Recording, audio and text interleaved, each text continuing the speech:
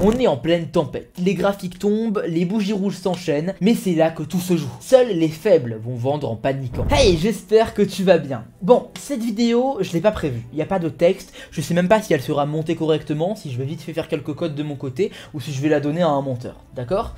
Maintenant, il faut qu'on parle. Actuellement, les cryptos se prennent un coup vraiment énorme. On a eu l'investiture de Donald Trump qui a fait pump les cryptos d'un coup, puis elles ont commencé à se crash. C'est l'analyse que j'avais faite et que je redoutais il y a quelques mois. Je te mets normalement une vidéo où je parle d'une prévision sur la décorrélation des altcoins et du bitcoin juste là, que j'avais prédit et qui s'est produit, et une autre vidéo normalement où je parle du coup de l'élection de Donald Trump et qu'est-ce qui se passera s'il est élu.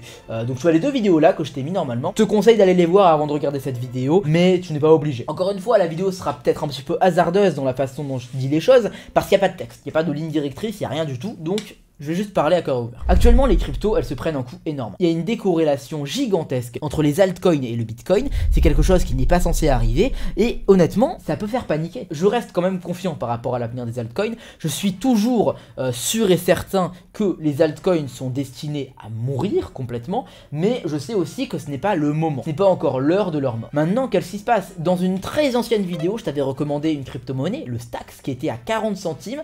Et je t'avais dit que cette crypto-monnaie-là allait exploser dès que le bitcoin montrait. Et c'est ce qui s'est passé. Le Stax a complètement surperformé le bitcoin. Et il y a eu, je crois, que 8 crypto-monnaies qui avaient surperformé le bitcoin dans le même schéma de temps. Le Stax avait fait encore plus de performance que le Solana. Il était passé de 40 centimes à 3,80$ en quelques mois. D'accord? Et maintenant, le Stax, il est à seulement 90 centimes. Donc là, actuellement, on est le lundi 3 février à 16h35. Et honnêtement, j'ai des parties de moi, malgré mon expérience dans les marchés, qui commencent à douter de Stax. Sauf que quand je vais voir sur CryptoBubble ou sur CoinMarketCap, en fait, c'est juste le cas de tous les altcoins. Absolument tous les altcoins sont en train de se prendre une claque dans la gueule, très honnêtement. Et c'est difficile de se positionner par rapport à cette info. Bien sûr, Stax tout particulièrement, je ne sais pas vraiment pourquoi, ni ce qui mène ce projet-là a complètement sombré, c'est-à-dire qu'on est à environ moins 70 voire moins 80% depuis son ATH, alors que son ATH a été atteint quand le Bitcoin était à seulement 50 000 $, et là le Bitcoin est quand même à 94 000 $. En bref, tous les altcoins quasiment ont cassé leur ATH quand le Bitcoin avait atteint 65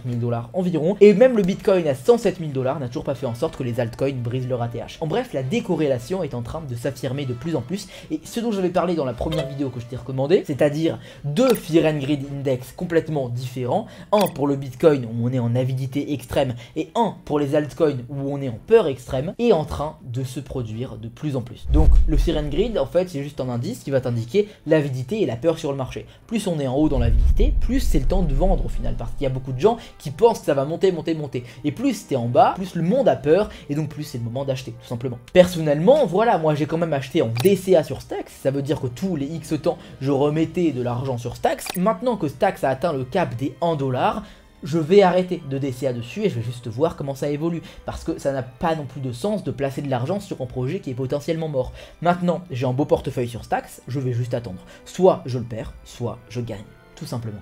Maintenant, là, je suis en train de parler de Stax en fait comme si c'était le Solana, comme si c'était l'Ethereum, comme si tout le monde pouvait s'identifier à ça. Mais quand je parle de Stax, en fait, je parle de toutes les crypto-monnaies au final. Toutes les crypto-monnaies ont fait ce genre de mouvement. Stax tout particulièrement parce que c'est vraiment bien baissé, mais toutes les crypto-monnaies sont en train de se cracher complètement et de se rétamer. On a un Ether à 2500 $, c'est vraiment rien du tout. On a un Bitcoin à 94 000 et un Ether à 2500. C'est pas normal. L'Ether, il s'est même pas rapproché de son ATH alors que le Bitcoin l'a explosé. Et tout ça, c'est à cause d'une seule chose, de Donald Trump. Et j'avais prédit ça. J'avais prédit que Donald allait faire en sorte que le Bitcoin allait pump, mais ensuite le Bitcoin se cracherait. Cette phrase, elle est bien connue, c'est « Buy the rumor, sell the news ».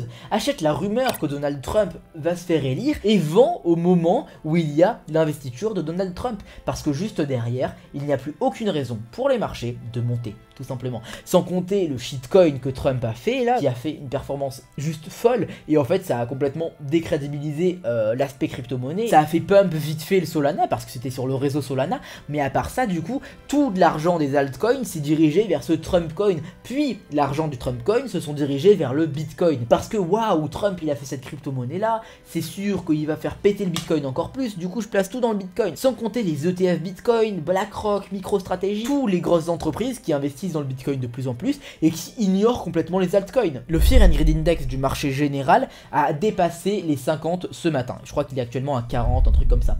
On entre en peur. Et c'est un indice vraiment fiable. Mais pour les altcoins, on est en peur déjà depuis plusieurs mois, mais je pense sincèrement que nous sommes entrés en peur extrême. Selon moi, il est temps de recharger les altcoins. Maintenant, quand je mets de l'argent sur un projet, je suis prêt à le perdre. Et Stacks, je sais aussi que je peux soit perdre 100% de mon investissement dessus, soit le Stacks va rebondir directement à 4 ou 5 dollars, tout simplement.